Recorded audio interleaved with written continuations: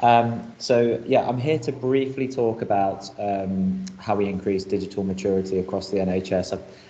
I've named it "What Good Looks Like" because I think it's in keeping with, the objectives we have as an NHS, as a National Health Service. But I want to keep it very informal. So if you do have questions, please just raise your hand or just interrupt me, and we can either have questions during or at the end. And there'll be lots of time for questions because I don't want to take up the entire meeting with this. By way of background, so I come to digital maturity and digital health in general from a number of angles. I'm a doctor by background, so I've been in the NHS since I was 18 years old, starting out as a healthcare assistant. Currently, I'm out of training, and I also do a small amount of associate CCIO work with my local trust in Derby and Burton. I stepped away from training because the level of change that I was influencing for me wasn't enough. So I took the decision to join industry and founded a company called Bloom. So Bloom provide full stack digital and data services to public and private sector organisations, mainly in the NHS, but internationally too. And as a result of that, I've had some really great experiences. I've been on the NHS Innovation Accelerator and the Clinical Entrepreneur Programme run by NHS England.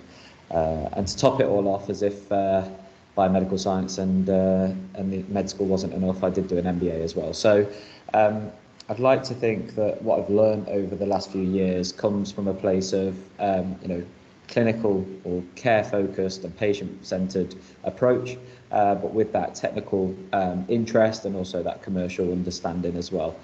So without further ado, so I always like to start with talking about other industries whenever we talk about the healthcare industry, because I think, it's an interesting one. Culturally, it's quite hard to influence change within the NHS. There's a saying that I like to use at this point, which is change occurs when the pain of staying the same is greater than the pain of change. I'll say it again. So change occurs when the pain of staying the same is greater than the pain of change. And I think whether I'm working with our team at UHDB or whether I've got my industry hat on, I always think about how we introduce value and value for money into the healthcare system to increase the digital maturity, because our workforce are constantly at capacity. We have workforce gaps, we have upskilling requirements. And so as a result of that, whatever we do has to be less painful than the current state of the art. So the reason I put the automotive industry here is because, they've done everything right. If you think about a car is a very preventative solution. They've got airbags, they've got crumple zones. They've done everything they can to make a car a safe place, and that's preventative. And so we need to be thinking about healthcare in the same way as how we optimize the preventative process rather than a reactive process within digital transformation. And that's a real challenge, because it's really hard to sell preventative care into an organization that has massive cash deficits. It's very difficult to realize the cash release and benefits of preventative innovation. And so we've got a real mismatch between what industry can provide and what innovation can provide versus right now what the NHS can procure, what it can afford, and what it can do to implement change.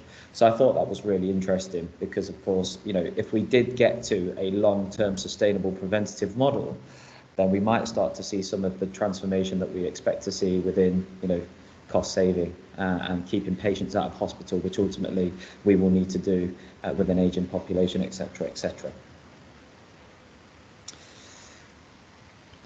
So thinking about the workforce, whenever I introduce value or digital transformation to either the teams that I work with in Derby, or whenever I introduce value to the procurement or the finance teams within industry, I always reference the drill. Obviously, many of you might know the story about the drill, but the most amazing thing about the drill is that 100% of people that buy one don't actually want a drill. They want a hole in the wall. Now, obviously, you can get a hole in the wall for a number of different ways. You can smash a sledgehammer into the wall and you'd get a hole, but it won't be 4 millimeters wide, it won't be perfectly spherical, it won't have a nice flashy light on it. So what am I trying to get at here?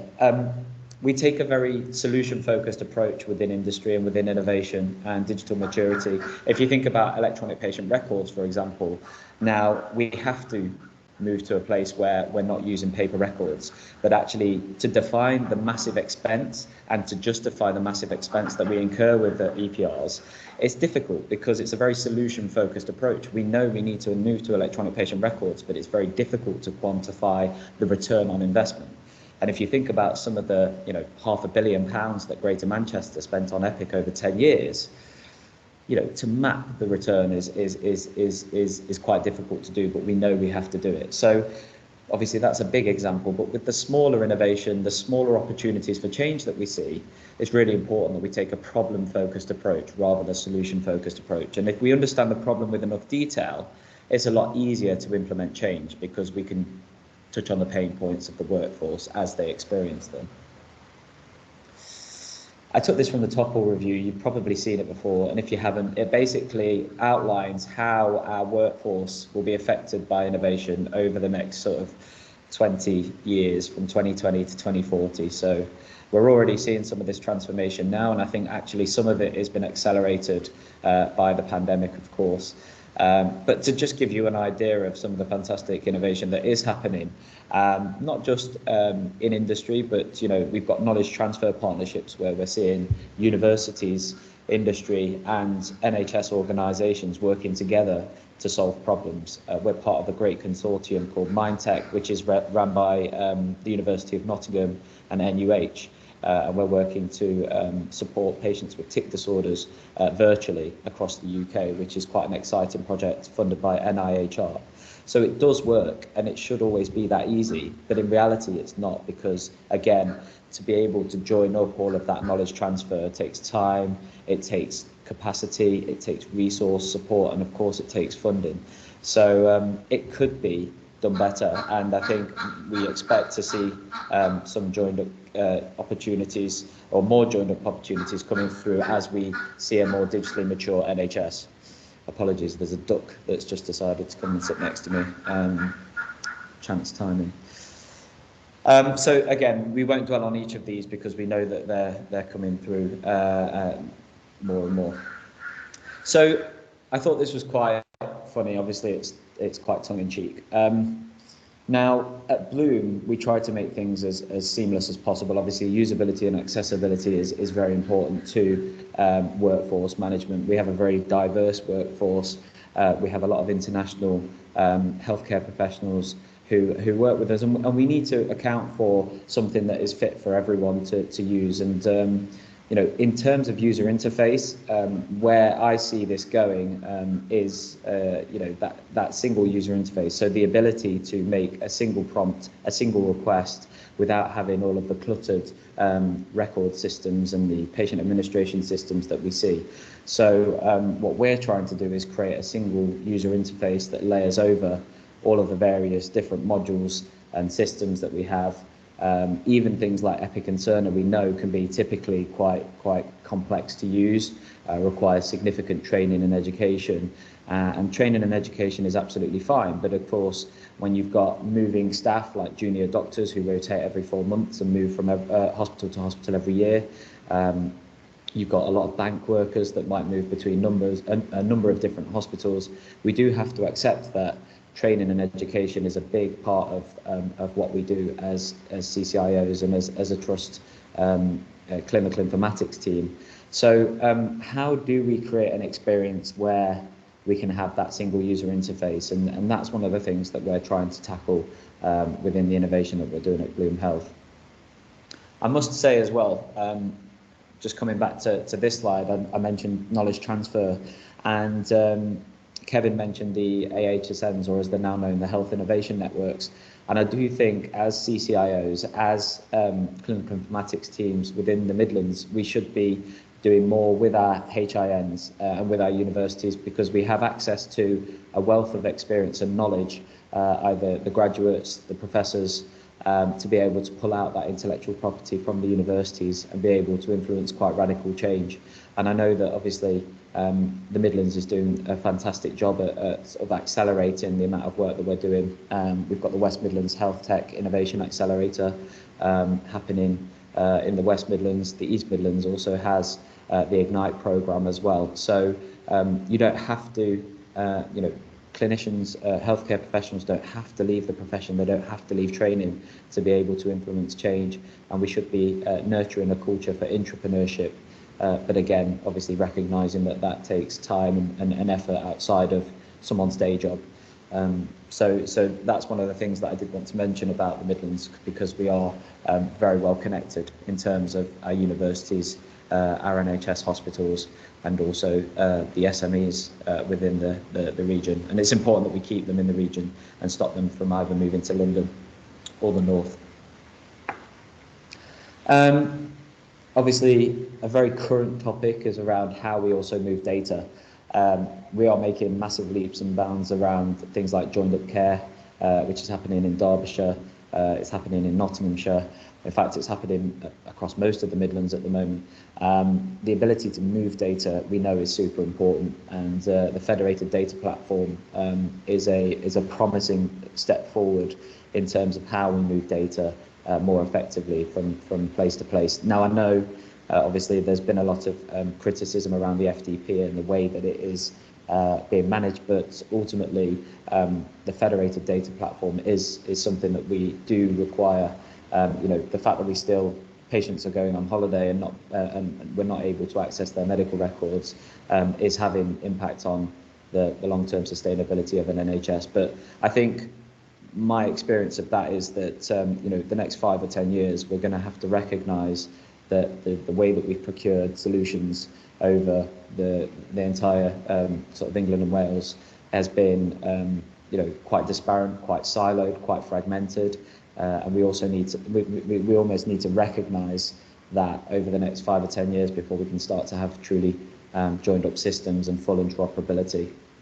But also recognising that there might be risks associated with having a monopoly or a duopoly market across the EPR provider network. And I'd be really interested to hear what everyone thinks about that and what the sweet spot is between having one system across all organisations versus the fragmented, you know, solutions that we have, and where that sweet spot in between is. I wanted to touch on regulation because I do feel like it's important that we address the DTAC criteria. Obviously, it was mentioned almost as much as vaccinations through the pandemic because it kind of came out around the same time. For us, it's quite an interesting DTAC we've taken very seriously because it's been around for as long as my organisation has. And, you know, I think as NHS sort of clinical informatics leaders, we need to be holding our vendors to account for this. So we should never be going live without a clinical safety, clinical risk management file in place. We should be having that as a stop moment, and that's one of the things I've been championing at UHDB, is that actually the digital clinical team are part of the procurement process, and we get to ask for the DCBO 129 at the earliest opportunity, and that we don't have a go live date until we know that the vendor has provided adequate information and that we know that any risks that might need to be mitigated are able to be done so before we go live. So I think that's something that we need to be speaking about and holding the vendors to account, because as they say, if you invent the ship, you invent the shipwreck. And I think from a vendor perspective, that's something that's always stuck in my mind as to, you know, how to make sure that we are everything we build is clinically safe and of a good standard of quality. And of course, interoperability is incredibly important. And I think too often do we have solutions that say, yes, we can integrate into X, Y, and Z, but they've never done it before. So do get those case studies and do make sure that you look under the bonnet of what you're procuring before you do so, because you know, we've certainly seen things. We do penetration tests, we do code reviews, and you know, we do call out where quality is suboptimal and what we expect of the UK market. So that was a whistle-stop tour of some of my experiences around digital maturity in the Midlands. As I say, if you do want to connect with the health innovation networks across either the West or the East Midlands, do let me know, because I can put you in touch with those amazing teams. Similarly, I'm on the digital health board for advisory board for Midlands Engine, which is one of the economic drivers for change across multiple sectors, but healthcare as well. And if you are in and around Derby and Burton or some of the neighbouring trusts, then please do reach out and we can go for a coffee. But thank you so much for listening to me. I hope it's been insightful from a junior doctor's perspective, and I'd be happy to welcome any questions. Thank you.